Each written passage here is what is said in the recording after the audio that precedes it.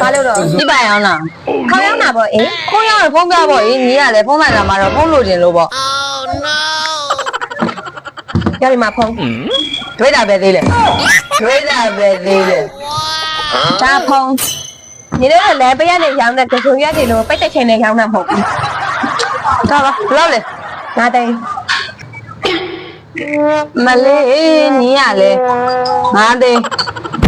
တစ်ဖက်အောင်ပြည့်ရတာမသိညီရတစ်ဖက်အောင်ပြည့်ရတာမသိညီရငါတိန်နဲ့ရှောင်းပေါ့အေး3သိန်းမဲ့ထားယူလိုက်မယ်ဟမ်ဒီဖုန်း3သိန်းညီရောက်တဲ့ကြုံရတယ်လို့မြှောင်းနေရတယ်လက်ကားကောက်လို့ရတာဆိုမဟုတ်ဘူးဖုန်းနဲ့ဖုန်းကောင်မဒီကောင်ရကိုအလကားရတယ်လို့ပြောရအောင်ညီသိန်းဆိုးမလားညီသိန်းဆိုးမလားညီသိန်းဆိုးမလား